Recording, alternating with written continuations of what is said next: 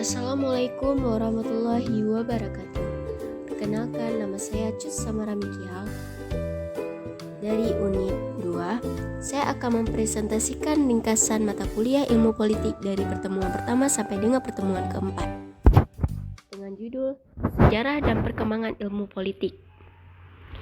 Next, kita akan membahas tentang perkembangan ilmu politik. Jika ilmu politik dipandang semata-mata sebagai salah satu cabang dari ilmu sosial yang memiliki dasar, rangka fokus, dan ruang lingkup yang jelas, maka dapat dikatakan bahwa ilmu politik masih muda usianya karena baru lahir pada akhir abad ke-19. Selanjutnya kita akan membahas tentang definisi ilmu politik. Ilmu politik adalah ilmu yang mempelajari tentang politik dan perpolitikan. Politik adalah usaha menggapai kehidupan yang lebih baik. Menurut ilmuwan, pengertian politik adalah ilmu politik adalah ilmu yang mempelajari tentang kehidupan bernegara yang merupakan bagian dari masyarakat menurut J. Barnes. Yang kedua, ilmu politik adalah ilmu yang mempelajari tentang pengambilan keputusan atau decision menurut Bariam Budiatjo. Selanjutnya, konsep dasar ilmu politik itu terbagi menjadi 5: negara, kekuasaan, pengambilan keputusan, kebijakan, dan pembagian. Next, selanjutnya definisi negara. Negara adalah suatu organisasi yang dalam suatu wilayah memiliki kekuasaan tertinggi yang sah dan ditaati oleh rakyatnya. Definisi kekuasaan. Definisi kekuasaan adalah kemampuan seseorang untuk suatu kelompok mempengaruhi pelaku orang atau kelompok lainnya sesuai keinginan pelaku. Definisi pengambilan keputusan. Keputusan adalah hasil dari membuat pilihan di antara beberapa alternatif.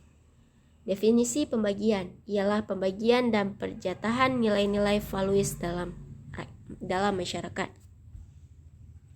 Selanjutnya, pendekatan dalam ilmu politik terbagi menjadi 6.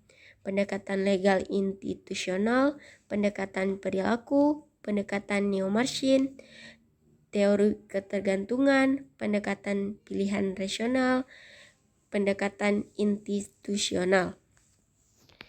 Selanjutnya, hubungan ilmu politik dan ilmu sosial lainnya. Ilmu politik merupakan salah satu ilmu sosial yang memiliki kaitan dengan ilmu sosial lainnya. Keterkaitan lintas sosial guna menjawab berbagai macam persoalan, yakni terjadi dalam ruang lingkup ilmu politik. Selanjutnya, hubungan ilmu politik dan sejarah. Sejarah merupakan alat yang paling penting bagi ilmu politik karena menyumbang bahan, data dari masa lampau, kejadian dari masa lampau. Hubungan ilmu politik dan filsafah. Ilmu politik berkaitan dengan ilmu filsafah politik, yaitu bagian dari filsafah yang menyangkut kehidupan politik, terutama mengenai sifat hakiki. Filsafah adalah usaha untuk secara rasional dan sistematis mencari pemecahan atau jawaban atas persoalan-persoalan alam semesta dan kehidupan manusia.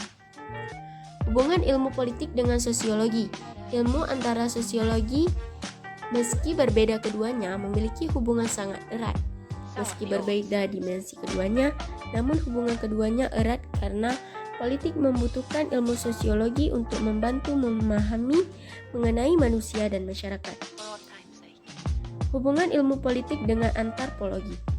Ilmu yang mempelajari tentang kebudayaan maka akan sangat bermanfaat bagi ilmu politik. Hubungan ilmu politik dengan ilmu ekonomi merupakan dua aspek atau sektor terpenting dalam sebuah negara. Hubungan ilmu politik dan psikologi. Ilmu yang mempelajari tentang manusia dalam lingkup sosial. Demokrasi terbagi menjadi 7. Itu adalah Sebelumnya saya akan membahas tentang demokrasi, tentang pengertian demokrasi. Demokrasi adalah bentuk pemerintahan di mana warga negaranya memiliki hak yang sama, pengambilan keputusan yang dapat mengubah hidup mereka. Dan demokrasi terbagi menjadi 7, yaitu demokrasi konstitusional. Demokrasi konstitusional ialah gagasan bahwa pemerintahan yang demokratis adalah pemerintahan yang terbatas kekuasaannya dan tidak dibenarkan bertindak sewenang-wenang terhadap warga negaranya. Demokrasi parlementer. Demokrasi parlementer merupakan suatu sistem demokrasi di mana parlemen memiliki kekuasaan tertinggi. Contohnya Inggris, Australia, dan Malaysia. Yang ketiga, demokrasi terpimpin. Ciri-ciri demokrasi terpimpin ialah demokrasi dari presiden, dominasi dari presiden, terbatasnya peranan daripada partai politik, berkembangnya pengaruh komunis, meluasnya peranan ABRI sesuai unsur sosial politik. Yang keempat, demokrasi Pancasila. Demokrasi ini merujuk pada nilai-nilai Pancasila, Undang-Undang Dasar 1945. Yang pertama, ketuhanan yang Maha Esa. Kedua, kemanusiaan yang adil dan beradab. Ketiga, persatuan Indonesia. Dan keempat, kerakyatan yang dipimpin oleh hikmat kebijaksanaan dalam permusyawaratan dan perwakilan. Serta kelima, keadilan sosial bagi seluruh rakyat Indonesia. Yang kelima, demokrasi rakyat. Demokrasi rakyat dapat diartikan sebagai suatu sistem di mana pemerintahan berasal dari rakyat, oleh rakyat, untuk rakyat. Dalam demokrasi rakyat, pemegang kekuasaan tertinggi ialah rakyat itu sendiri. Yang keenam, demokrasi Soviet. Demokrasi Soviet adalah sistem politik di mana pemerintahan penduduk oleh Soviet yang dipilih secara langsung dijalankan.